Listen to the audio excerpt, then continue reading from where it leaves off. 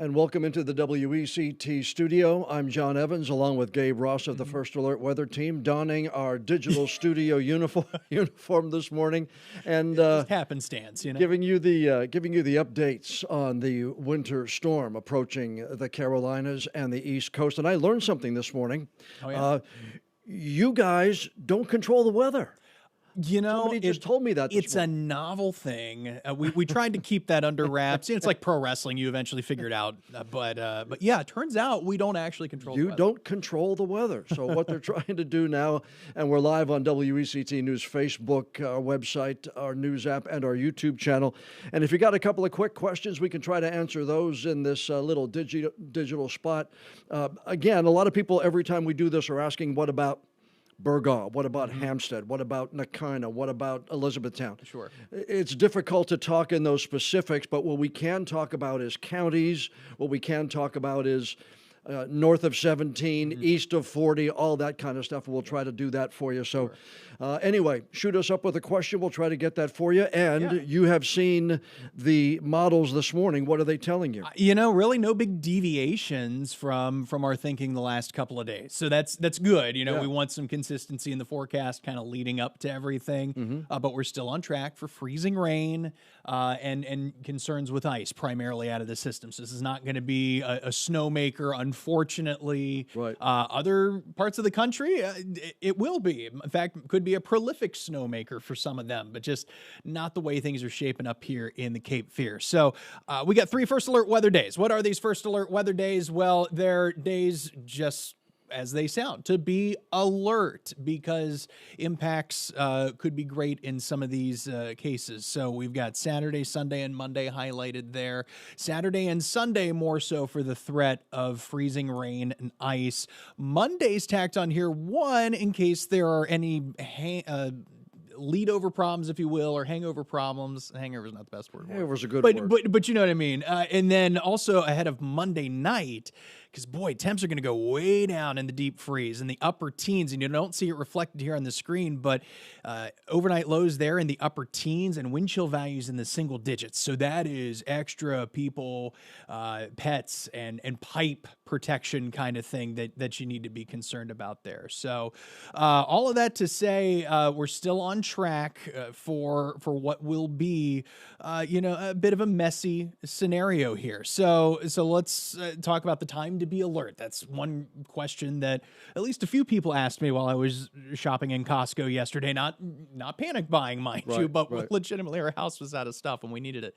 But they're asking, hey, like what are the key times in this to be alert? Well, definitely late Saturday afternoon, Saturday evening. We get past sunset for a couple of reasons. One, that we'll lose regular heating of the day, but two, I expect temps to be close to freezing at that point, and that's when we expect the onslaught of moisture to come in. So that's when we could start to see some of those ice accumulations really start to stack up through about Sunday morning before some of that moisture ultimately moves to the north. And you'll see with the modeling here, there's still a little bit of play involved, but the top concern is going to be trickier, hazardous travel Saturday night and Sunday, especially the back roads, anything that's untreated, sidewalks a concern as well. We know that the DOT crews are doing their best. They're out brining already to make sure that those main arteries are good.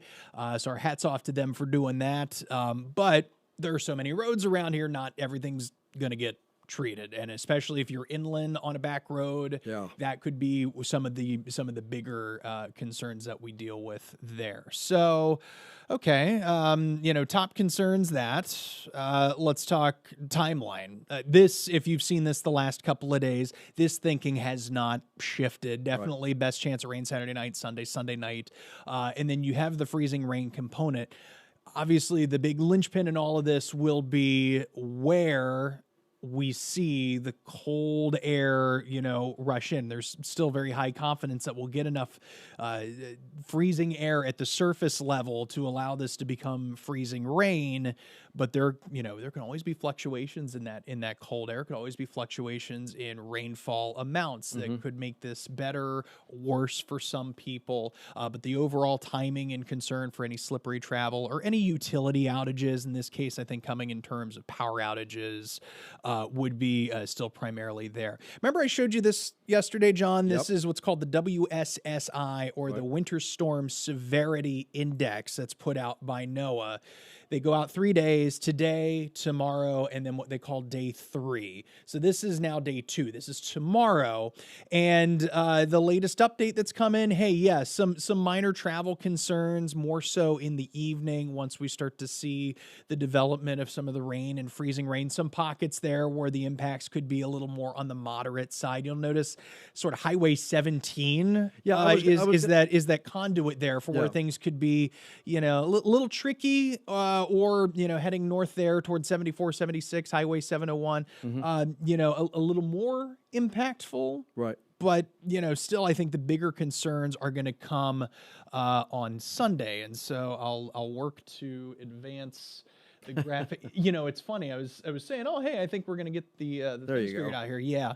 But this is the thinking here for Sunday. And it's notice those impacts a little more on the moderate end for spots like Bladen County, again, north of 74, 76. So extreme north and west Columbus County, Robeson County is involved in this, northwestern Pender County, obviously Cumberland, Sampson, Duplin counties involved in all of this too. And you see some of the red on your screen there. Those are some major impacts. Those could be widespread travel problems, if not power outages. Now, as we look at this, one of the first questions we got here, Jim on Facebook says, what about Oak Island, thinking about coming down from Raleigh? Jim, if you're looking at this right now, the red is pretty much Raleigh. And although it might be okay here, we're not telling you not to. Right. But the further you go inland with this storm, the worse the conditions are going to be. Correct. So yeah, for Jim, this will depend on when you want to come down. If you're like, hey, I got nothing to do Friday, I'm going to come down and maybe stay for a few days, maybe like Tuesday or Wednesday, more power to you. But as you mentioned, John, the impacts are gonna stack higher the farther north you go. So you may be able to get here, could be a little touch and go getting back. So want to have some full disclosure there. Even again, traveling around the Cape Fear, some of those impacts could be a little more intense. So in our area, if you will, the Cape Fear region, these orange spots, if we had to break this down and give you some specific advice with this, that could be hazardous travel and driving, closures, disruptions to utilities, possible, not a guarantee, mind you, but still worth keeping top of mind. I think we had another question in there too, asking about Brunswick County, and I think there was a question about worried the schools. About, Melody said worried about Brunswick County schools and the roads Monday. She specifically talked about Monday roads. Sure, and I'll tell you what, realistically, I think the schools are doing a great job handling this. Personal opinion, mind you. Your opinions may vary, and I'm not here to tell you exactly what you think. But from my perspective, the sort of, especially Brunswick County, New Hanover County, that wait and see approach, in this case, may not be a bad thing. Could there be trace amounts of ice? Yes, and obviously they'll weigh the pros and cons, safety, decide what to do. So we'll leave those decisions up to them. But other spots like Bladen County, hey, I believe they're going to remote learning on Monday. Yes. That is a great call, in my opinion. Rather be safe than sorry there, especially since their impacts are likely going to trend a little higher compared to their counterparts in and along the coast. Another question we had here, somebody is saying heading down today from Charlotte. Leanne says, coming down today shouldn't be a problem. Getting down here, getting back to Charlotte Monday, Tuesday, with what happens, that could be the dicey part, as you just said. Moving inland is going to be a lot tougher. We talked about even a couple of days ago,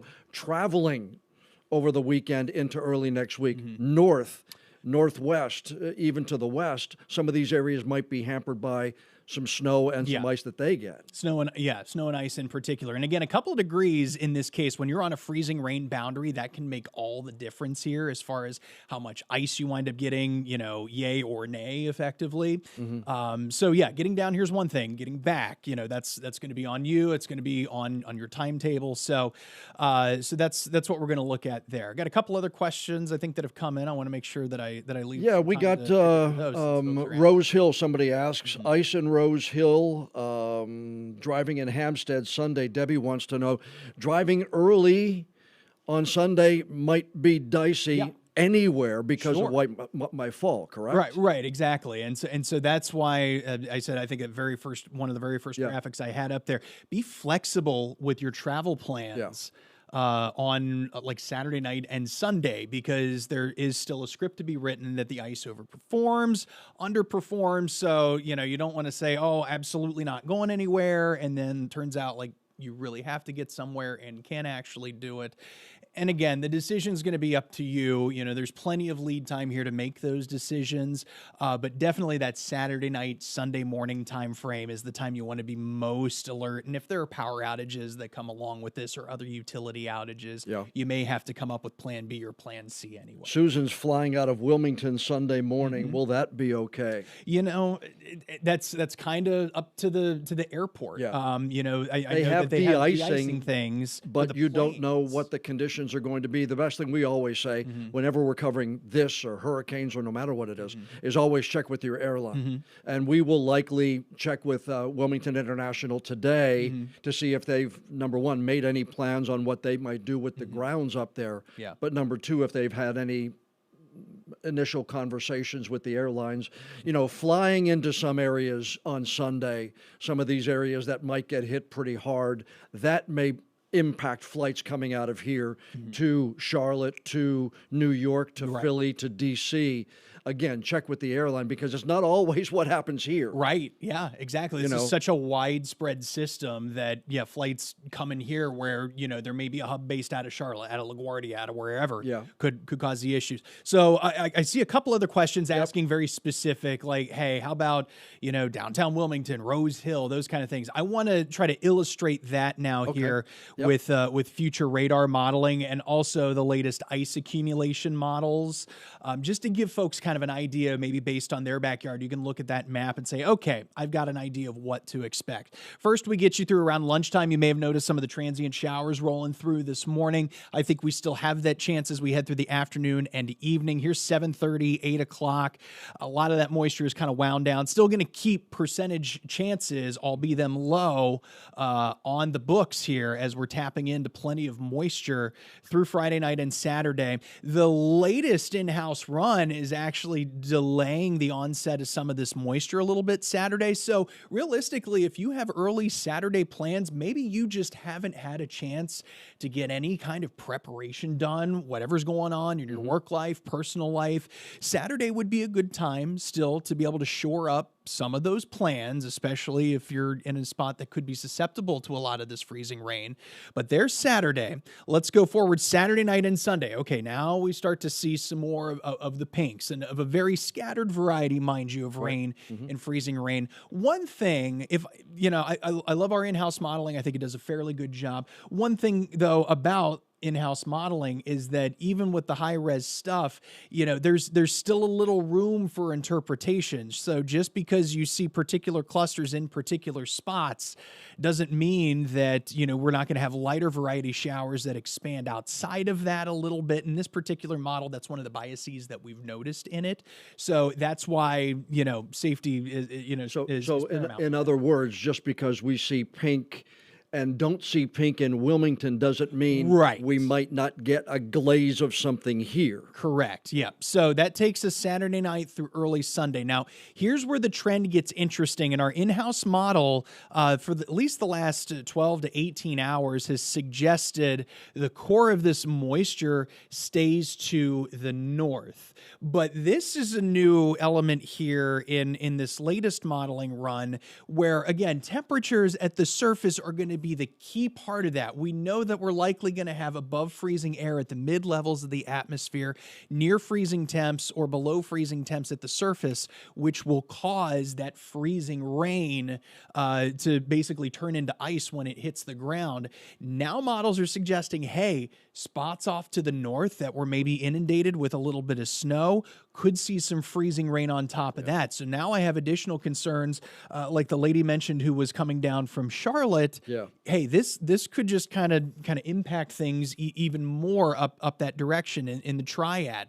So this is not necessarily something that's going to make its way here, but it's something we have to watch for. I think we find enough of a pocket of above freezing air at the surface to where the last little bit of this will likely manifest itself as rain. So all of that to say, your ice impacts will still be limited down here, but a couple degrees in temps, even this close to the event, still could add to the ice totals. Now, to go off of this, I want to take just a closer look at some of these ice accumulations.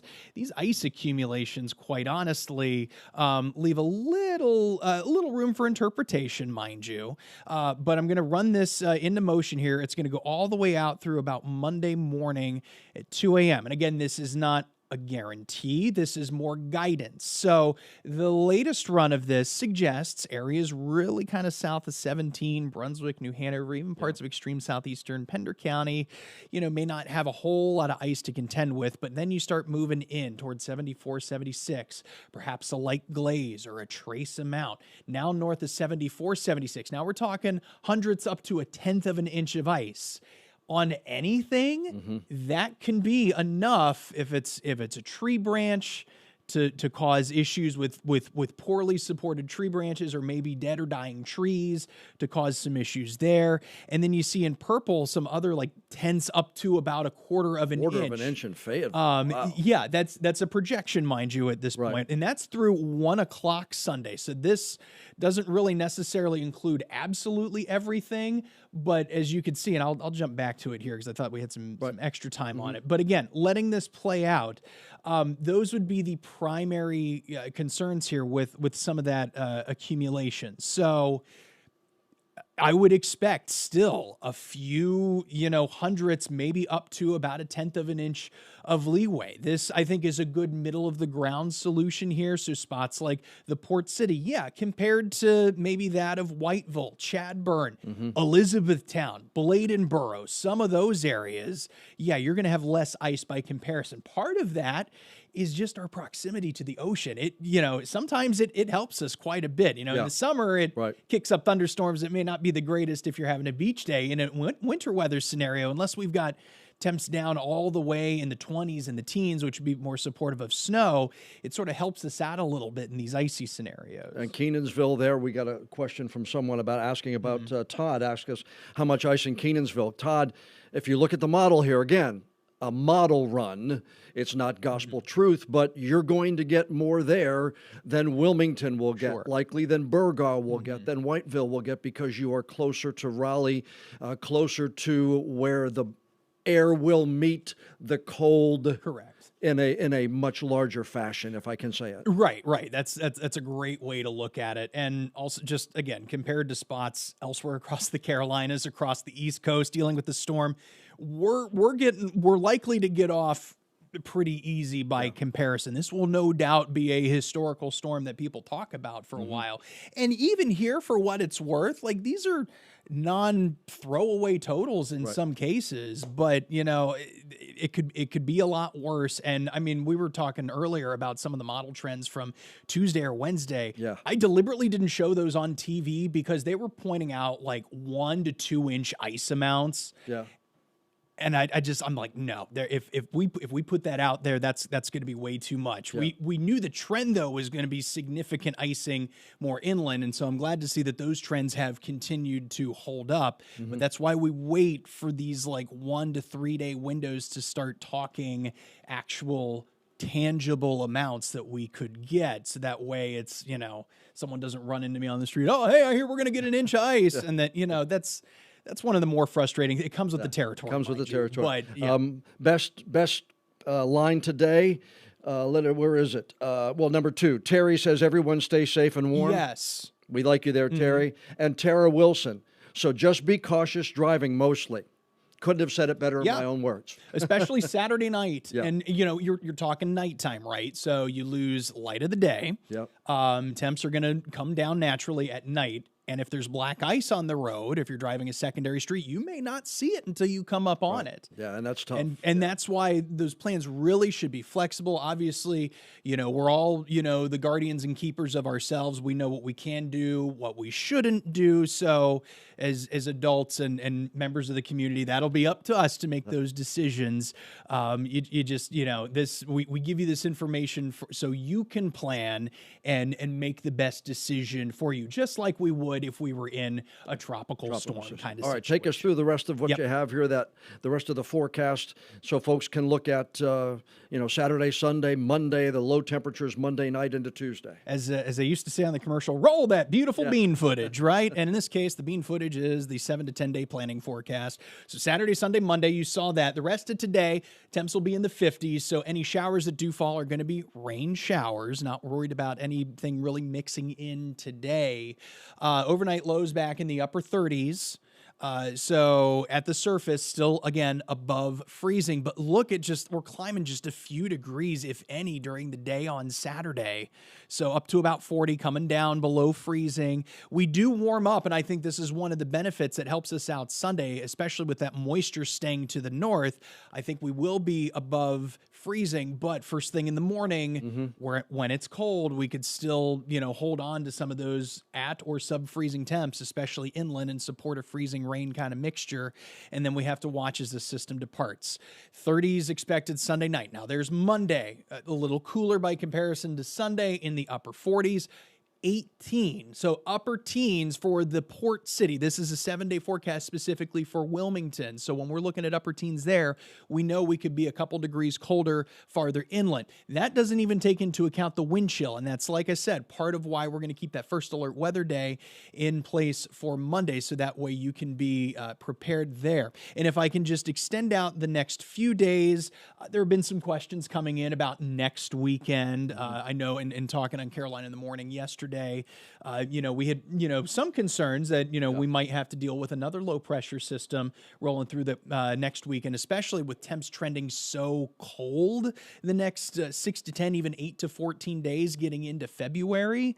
We'll have to wait and see, but definitely the models have shifted a little bit. So I can't identify any, you know, doom and gloom disasters. Could there be a low end chance for some flurries? Perhaps. But at this point, we're in that watching the trends kind of stage. Do these same trends follow day after day after day? And not all the models are in great agreement in that. So confidence is very low in something like that happening. Should that change, of course, you know, we got the entire team working here this weekend. So we'll keep you updated on all of that. And again, a couple more questions. Another Juan says he's flying out Monday into Atlanta. What will that look like? Again, even if it's not bad here at ILM, the conditions other places will really depend on whether flights can go in and out. Airports obviously have the equipment they have to be able to get planes out and in. Well, I think it's amazing that they could do it and de-ice a plane in 15-degree temperatures and have it take off. Yeah, exactly. But again, that's the key, is to continuously just check with your airline. That's going to be the best advice that we can give at any point in time, because they're not going to fly if it's dangerous. And the conditions where you're going often decide what comes out of Wilmington as we feed to Atlanta, Charlotte, New York, JFK. Linda, around what time Saturday night should we stay home?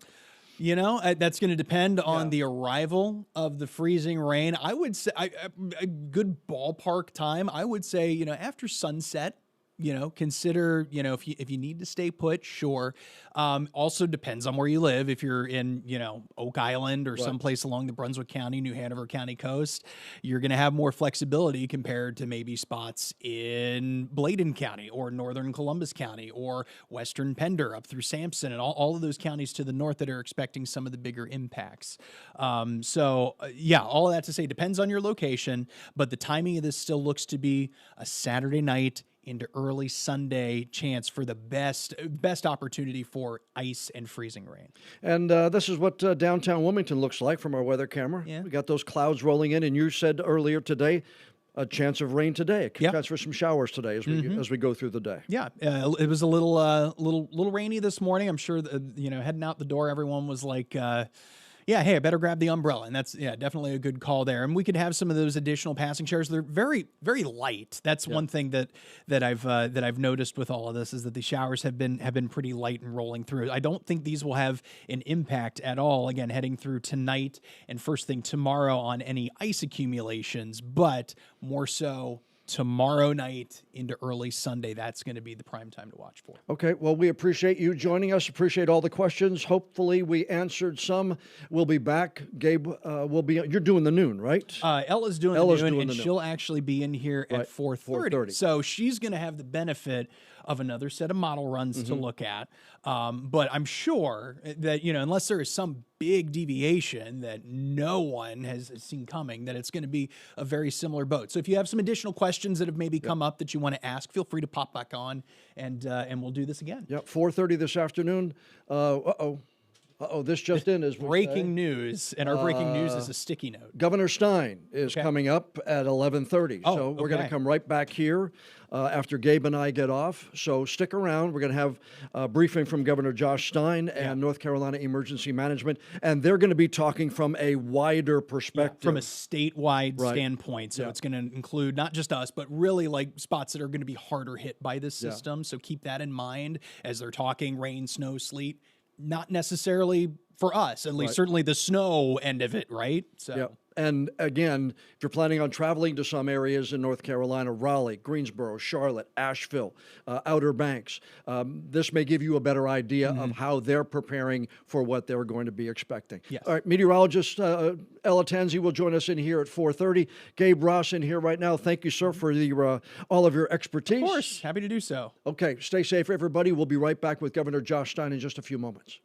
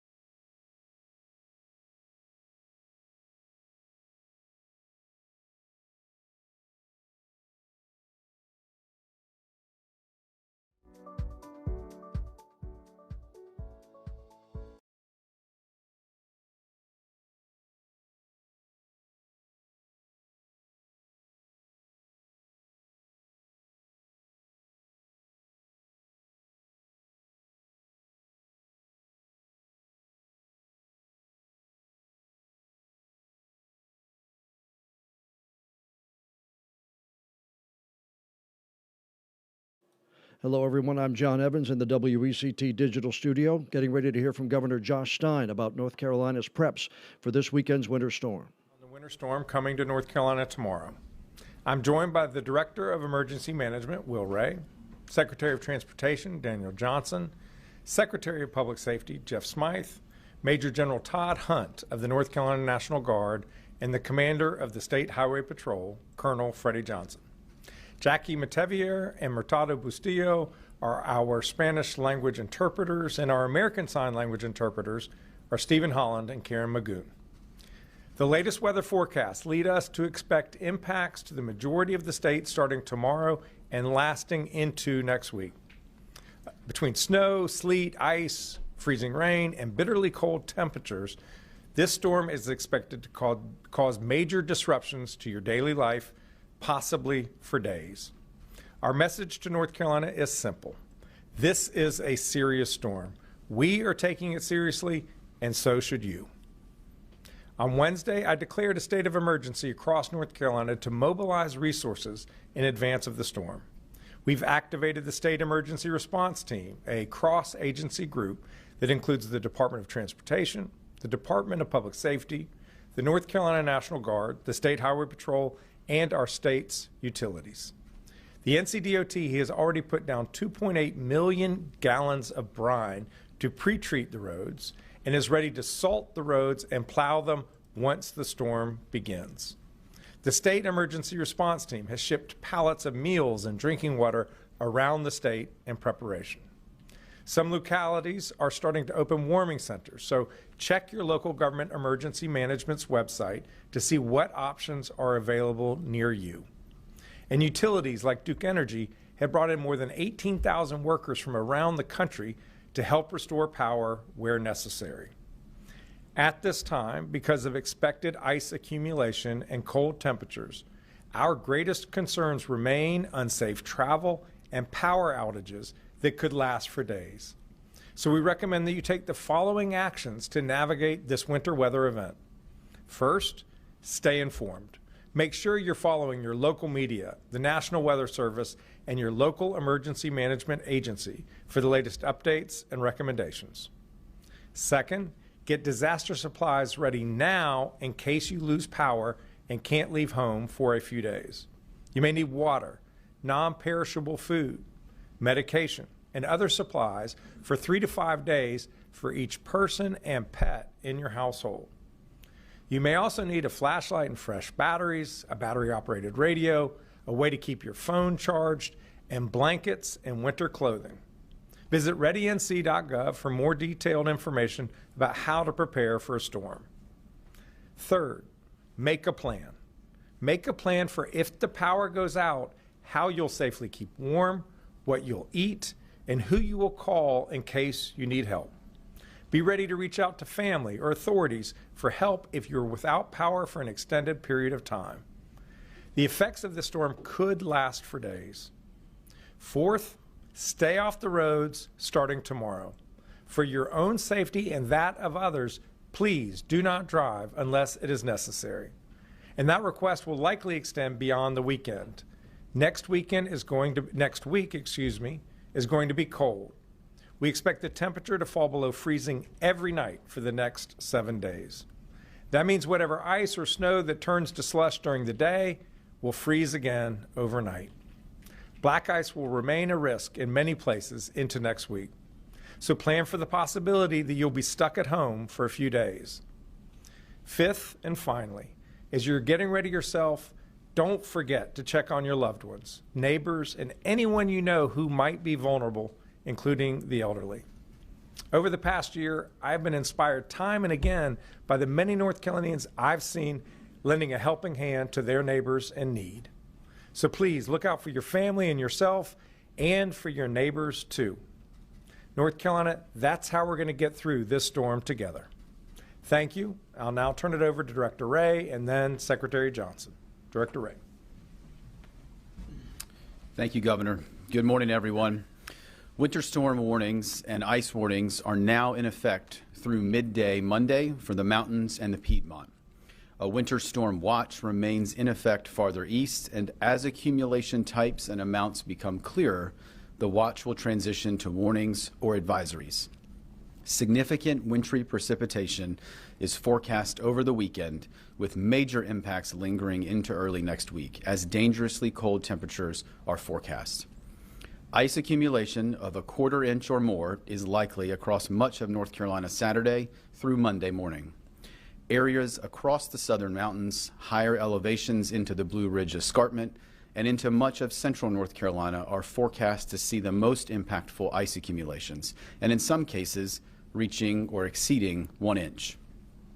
As a reminder, ice accumulations of around a ½ inch of ice or more can cause an increase in downed trees or impact power lines and lead to an increase in power outages, as well as hazardous travel conditions.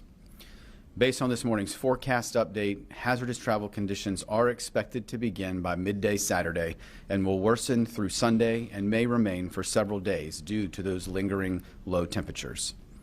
We need all North Carolinians to remain focused on preparing for the potential impacts with a plan and supplies to support you and your family for the next several days. Unnecessary travel not only puts you at risk, but also the public safety personnel, the power crews, and the DOT workers who are working to respond to emergencies, to restore power, and to clear roadways. The State Emergency Response Team, including all our interagency partners, our private sector and nonprofit and volunteer agencies, has been activated here at the State Emergency Operations Center, as well as our regional coordination centers in Kinston, Burlington, and Hickory.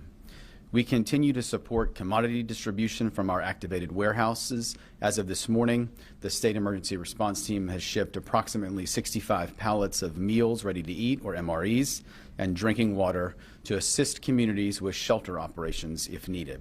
This is in addition to over 460 cots and blanket shipments to supplement local supply, as well as commodities that have been shipped into local communities over the past several months to assist in building local capacity. Additional commodities are shipping out from our warehouses today into tomorrow. 11 county states of emergency have been declared, and 2 county emergency operations center are activated, with many others monitoring plans to activate this weekend. Communities across the state are opening shelter locations and warming stations. For the most up-to-date information on the resources available in your community, please visit your local government and local emergency management agency's website and social media accounts. Elements of the North Carolina National Guard are active today and pre-positioning across the state to quickly assist the needs of our communities. 95 force packages will be assisting with clearing roadways from downed trees, helping disabled motorists, supplementing our first responders, and assisting with commodity distribution. These force packages include approximately 430 National Guardsmen and women and 170 vehicles, and they will be on station across the state later today. We remain in close coordination with our energy sector partners who are present here at the State EOC and will be closely monitoring power outage information and assisting any needs to quickly restore power in communities that do see outages. The North Carolina Forest Service has placed six task forces on standby to assist local first responders or state agencies with clearing roadways as soon as it's safe to do so. Each task force is comprised of saw crews, heavy equipment, and a mechanic. Additional chainsaw crews are activated, and all 100 counties are staffed with their forestry personnel. Communications personnel and equipment have been pre-deployed to assist with any degradation of 911 systems, radio systems, and phone networks. 44 caches of radios have been deployed to assist with local response efforts, and our partners at the North Carolina Highway Patrol have conducted checks of the systems that support the state's Viper radio system, used by our first responders statewide. As a reminder, 911 should only be used for emergencies. For general information, please call 211 or follow your local government and emergency management websites and social media accounts. We will continue to work with the entire State Emergency Response Team, local and state governments, the private sector, and our nonprofit and volunteer agencies as the forecast continues to evolve to ensure we can support our 11 million North Carolinians. As we go into the weekend, it is imperative that, again, all North Carolinians are prepared for preparedness information and checklists. Please visit readync.gov. Finally, please check on your friends, your family members, and neighbors, or those in your community who may need additional support this weekend. We're going to see significant winter storm impacts, and we are stronger and more resilient together. Thank you, Governor. I'll now turn it over to Secretary Johnson from DOT. Thank you, Governor. Thank you, Director Ray. Safety is our top priority at NCDOT, and it remains our key message today. With the likelihood of icy weather creating treacherous travel conditions in the days ahead, we urge people to please stay put if you don't need to be out on the roads. Staying off the roads during and after the storm allows DOT crews, law enforcement, utility crews, and other emergency responders to do their work. We're expecting a storm that is largely going to be ice-related, which makes traveling on the roads that much more challenging. Even if you have a large truck or SUV, driving on icy roads can be nearly impossible. We'll also have implemented immediate towing measures with the cooperation of the State Highway Patrol to help remove any vehicles that have been disabled, to help both facilitate clearing of the roads and also to eliminate danger for those traveling on those roads. People may know this message that we placed on digital highway signs across the state. Crews will focus on these efforts on highways and primary routes. We will continue the effort until NCDOT and the Highway Patrol determine that it is safe to lift these measures. We're also continuing to monitor forecasts closely with the help of our partners at the National Weather Service. Forecasts help us make informed decisions and ensure we're placing resources where they're needed most. That's especially important when a storm has statewide impacts like this one. Our crews are in the process of wrapping up pre-storm preparations. As the governor noted, the department has applied about 2.8 million gallons of brine on the roads and state system. Nearly all 2,100 DOT employees who are trained to respond to such storms have contributed to this effort. They're now transitioning their focus and equipment to be ready to clear the roads as the storm moves in. This includes removing trees and limbs that may fall. Salt on hand is at 160,000 tons, and we continue to secure additional salt and distribute it across the state. So we are in good shape from a supply standpoint. We're taking all precautions possible because we aren't going to take a chance with your safety. I encourage everyone to stay informed, make safe decisions about travel, and ensure you have all the supplies you need in case this ends up being a long-term event. People can visit drivenc.gov to view the latest road conditions and other storm-related information. Thank you. I'll turn it back over to the governor for questions. Thank you, Mr. Secretary. Thank you, Director Ray. If any of y'all have questions, feel free to go to the microphones on either side of the room.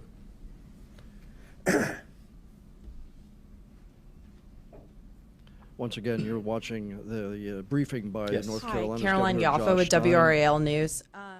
And as North Carolina prepares for the weekend winter storm. Employees do to make sure that they're safe, and if the roadways are dangerous, and if they feel that it's not safe to travel, what are the impacts that could mean for the community? Yeah. One area that we have a special concern is whenever you have vulnerable people together, whether that's at a retirement center or at a hospital, and each of those facilities have their own emergency plans. And part of that is having the preparation that folks may have to spend the night at their place of work so that they don't have to travel on the roads back and forth and put themselves at risk or find themselves unable to get back to work where they are desperately needed by the patients or residents of that community. In terms of essential workers for the state, each department, each agency has its own emergency plan and its own way to notify folks of when they should come to work and if they should come to work. Obviously, we don't want anyone traveling who absolutely does not need to, and if they can't get there safely, they should not be on the road.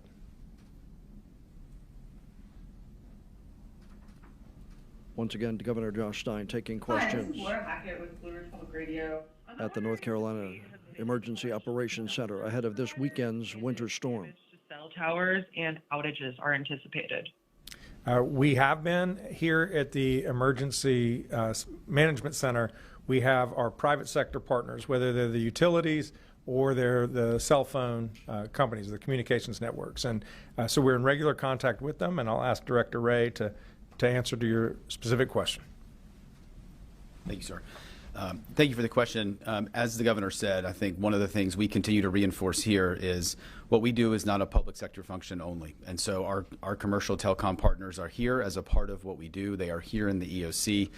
We are closely monitoring with them what impacts to their networks they are seeing and how then we need to pivot to adjust resources, whether it's an infrastructure issue, whether it's a technology issue, or some other issue kind of impacting their provision of service. So they are very much a part of what we do.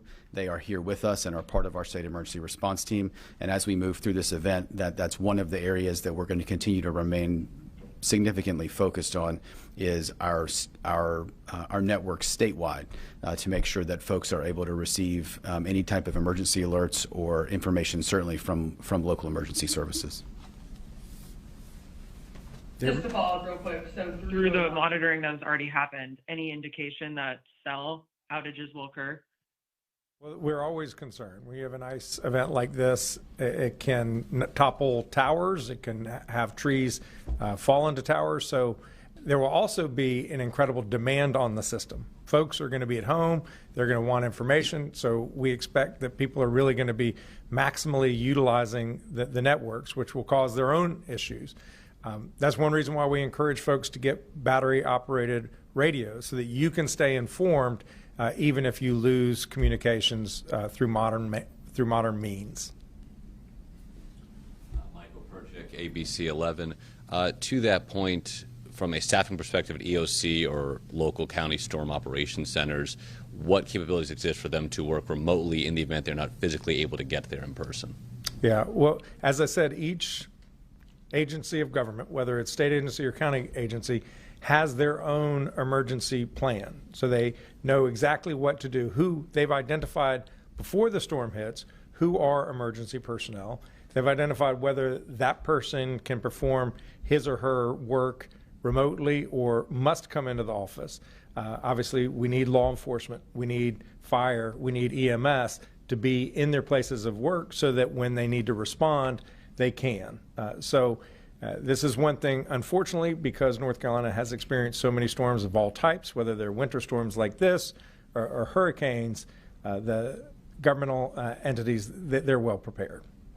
As a follow-up, can you speak to the lessons learned from some of those prior storms and how you're able to kind of troubleshoot some of the issues you may have run into in the past to try and avoid them moving forward? Yeah, I'll have Director Ray speak to the redundancies, but clearly we became too dependent on a single means of communication, which is our cell phone. And so we have worked hard to ensure that we have redundant means of communicating, certainly among emergency personnel.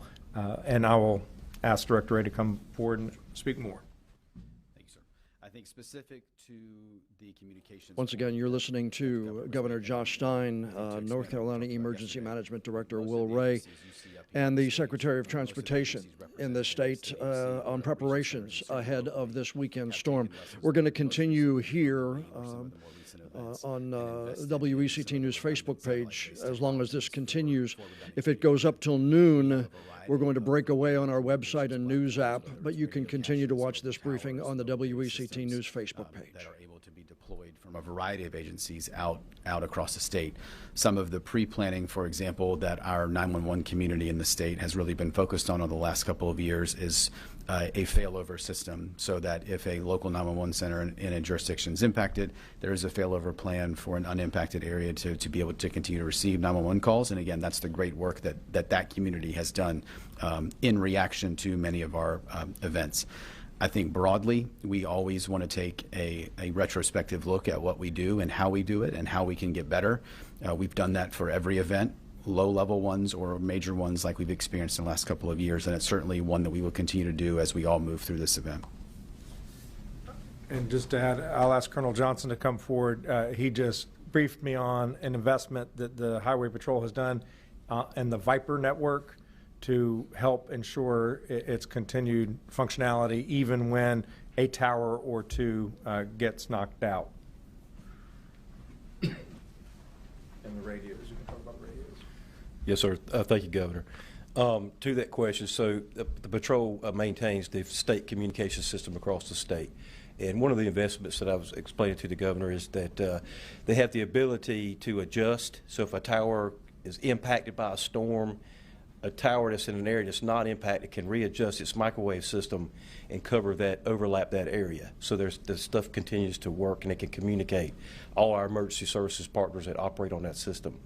Then another thing we have, so if you have a local agency has their communication system that's not totally on the Viper state system, we have, Director Ray mentioned it, caches of radios. What that is handheld radios that operate on this state communication system. We have about a little over 3,000 of those. We can deploy those things into those communities and hand them to these agencies so they can operate. Yes, sir. Thank you. Thanks. Any other questions in the room? If not, we'll go to those who are calling in. If you could please identify yourself and where you're calling from. Once again, we're going to continue with this media briefing on the WECT News Facebook page. If you're joining us on WECT.com or our news app, we are going to break away at the top of the hour for WECT's noon newscast. But if you want to continue watching this briefing, it will continue on the WECT News Facebook page. We are in contact with our county management agencies, emergency management agencies. 11 counties have so far declared a state of emergency. Others we expect will do so today. Whether or not a local emergency has been declared, many counties are preparing either shelters or warming stations, and they are welcoming all people to come in. Director, anything to add? Thank you. Any other questions? As a follow-up to that, there are no written policies that explicitly prevent asking this type of information from the residents? Can't speak to what the county policies are. Director Ray? I think, as the governor said, I think our focus here at a state level and the focus of the public safety communities at a local level for an event like this is how do we provide necessary support and services to all North Carolinians. And so they are going to implement those warming stations based on their local operations. And again, their focus is how do we get people safe? So I would reinforce what the governor said is that locally they are making preparations to deal with all people in their communities. We don't want anyone who is in need of shelter at risk of freezing to death to not seek that help.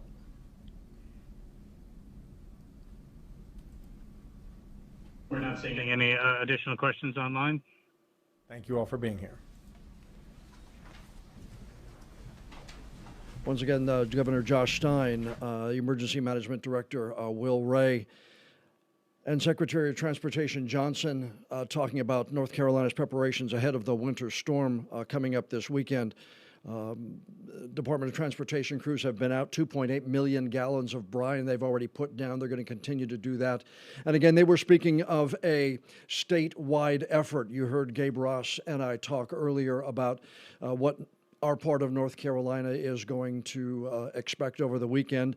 And meteorologist Ella Tanzi, I had Ray in my mind, meteorologist Ella Tanzi will give us an update here in a moment on our noon newscast, just to give us a sense of what maybe some particular areas might be facing.